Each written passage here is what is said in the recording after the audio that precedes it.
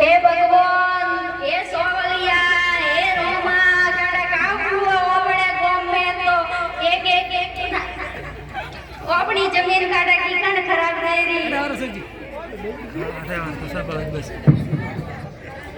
एक भी बुआ के एकदम बात नहीं की हुए अपने में गाड़ी जमीन में काटा करनी नजर लगी है बीच गाला वही काटा कटे जाए ब्रो काटा कनारी वाली नजर लगी है पूरी जमीन मंजूर हुई भी है। हां तो क्यों नाम ये गांव छोड़कर कहीं और चले जाते हैं? भाई रामू कैसी बात कर रहे हो तुम? भला ये गांव छोड़ के हम कहां जाएंगे? और वैसे भी इतने सालों में कोई फसल हुई भी नहीं कहीं से जो कहीं जाकर हम बच सके। हमारे पास इतने पैसे भी नहीं है भला। अरे भाइयों, अगर हम इस गांव को छोड़कर चलेंगे तो बैंकों का लोन कैसे चुकाएंगे? अरे मेरी पूरी बात तो सुनो। मैं ना कह रहा हूँ कि बोरी बिस्तरा उठाओ और निकल पड़ो। देखो हमारी जमीन वैसे ही बंजर हो चुकी है और हमारे किसी काम की नहीं। तो मैं सोच रहा था कि इसे बेच दे और नई जगह नई जमीन खरीद लेंगे। जमीन ना हो इससे तो अच्छा थोड़ी बहुत हो। क्या बोलते हो तुम जग्गा? हाँ भाई रामू, बात तो तुम्हारी बिल्कुल ठीक है, पर हम जाएंगे भला का? और वैसे भी हमारी फसल इतनी मंजूर हो चुकी है कि कोई खरीदने के लिए तैयार भी नहीं होगा। अरे तुम चिंता मत करो भाई जग्गा, वो हमारे गांव से 5 किलोमीटर दूर है पुल बना है। उसके मालिक ने मुझसे बात की थी, उनको एक और पुल बनाने के लिए जमीन चाहिए तो उनको हमारा काम अच्छा लगा है। तो पैसे की चिंता मत करो, इतने तो पैसे नहीं देंगे जो अब नई जगह नई जमीन खरीद सके। हाँ तो सभी ने मिलकर फैसला किया कि हम ये जमीन बेच देंगे और कर भी क्या सकते हैं। निवासियों मेरी विनती सुनो, मैं बहुत तकलीफ में हूँ, मुझे बहुत पीड़ा हो रही है, मेरी विनती सुनो। अरे तुम हो कौन और किस तकलीफ में हो और किस मकसद से आई हो? मैं कौन हूँ? मैं धरती हूँ, मैं वो धरती हूँ जिससे तुम सबका अस्तित्व है। मैंने ही तुम्हें खाने के लिए अनाज दिया और तुम मुझसे पूछ रही हो मैं कौन हूँ? अरे ये पहले मत बुझाओ, सीधा सीधा बताओ तुम हो कौन और हमसे क्या चाहती हो? मैं धरती हूँ, वो धरा जिससे तुम सबका अस्तित्व है।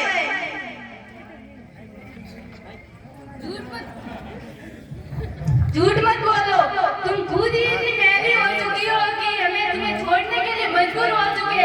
अगर हमें आप कुछ देर के लिए ठहर गए तो हमारे बच्चे और हम यूं ही मर जाएंगे। झूठ में नहीं तुम बोल रहे हो। तुम लोगों ने तो हर बार तरह तरह के रासायनिक यूरिया और डीएपी का उपयोग करके मुझे खराब किया और इसका सारा इल्जाम मुझ पर डाल रहे हो। शर्म आनी चाहिए तुम्हें तो। मोए की तुम्हारी जमीन खराब की थी, मैं तो व्यूज खेती करता आया था जीवन पहला मोरे बाप दादा खेला। मैं तो सही तरीके खेती करता आया था जीवन पहला मोरे बाप दादा खेती करता आया था। मैं तो सही तरीका से खेती की थी, थोड़ी जमीन ही खुद खराब की बटे मैं काम करो और मैं मोरी काम गलती है। ये सब गलत है। तुम लोगों ने तो हर बार तरह तरह के रसायन जैसे यूरिया और डीएपी का उपयोग करके मुझे खराब किया है। अब तुम कहना क्या चाहती हो? तरह तरह के रसायन से तुम्हारा क्या मतलब है? हम सिर्फ वही रसायन का इस्तेमाल करते हैं जो बाकी लोग करते हैं। उनकी जमीन तो खराब नहीं हुई और तुम फालतू में बात ना करो। कोई ठोस सबूत है तो बताओ।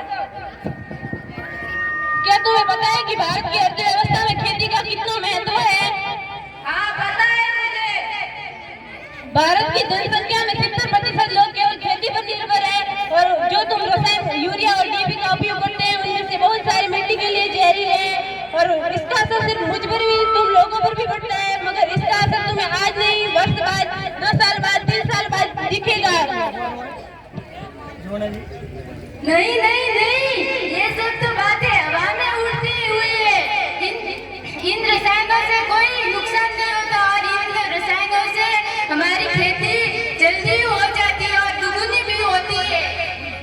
नुकसान होता है नहीं कैसे होता? यकीन न हो तो 1980 और 1990 में पंजाब में हुए कीटनाशक प्रदूषण के बारे में पढ़ो। पूरा मिट्टी को खराब कर दी है और तुम जो ये रासायनिक उपयोग करते हो ये तुम्हारे लिए बहुत खराब है और इससे मुझे ही नहीं तुमसे भी बहुत फर्क पड़ता है। इससे एक व्यक्ति की उम्र कम से कम 15 से आती है मगर तुम्हें ये अब क्यों दिखेगा? कुछ समय लगेगा मगर तुम्हें ये जरूर दिखेगा।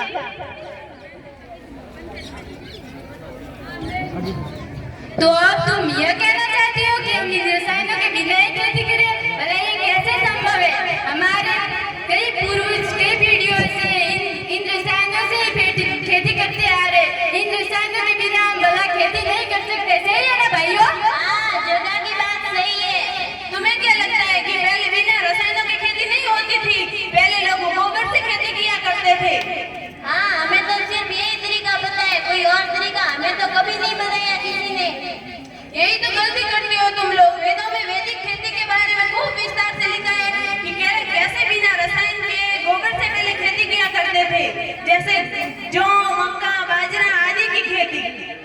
तुम फसलों के नाम गिनवाना बंद करो और हमें ये बताओ कि बिना यूरिया और डीएपी से कैसे खेती की जाती है? खेती की पैदावार बढ़ाने के लिए तुम्हें रसायन डीएपी जैसे यूरिया का उपयोग बंद करके तुम्हें देसी गोबर से खेती करनी होगी, जिससे तुम्हारी फसल भी अच्छी होगी और तुम्हें कोई बीमारियां नहीं होगी। अच्छा, इसका मतलब हमारे दादा सही कहा करते थे कि उनके दादा परदादा बिना यूरिया और डीएपी की खेती करते थे और फसल भी अच्छी होती थी। हाँ, इन रसायनों के उपयोग से मुझे बहुत तकलीफ होती है और ये तुम सब लोगों की जिम्मेदारी है कि तुम मुझे और मेरी बेटी को कैसे सुरक्षित रखोगे। ये तुम मुझे सुरक्षित रखो और मैं तुम्हें रखूंगी। बात यह सिर्फ खेती में उर्वरक की नहीं, बल्कि ऐसे कई कारण हैं जिससे मेरी मिट्टी खराब हो रही है। जैसे बड़ी बड़ी फैक्ट्रियों का गंदा पानी खुले मैदानों में छोड़ दिया जाता है और वही पानी फिर जल चक्र द्वारा बादल में जाता है और वही बादल फिर बरसात के रूप में बरसते हैं और वही पानी फसल में गिरता है और वही फसल तुम लोग खाते हो, जिससे आप सब बीमार पड़ जाते हैं।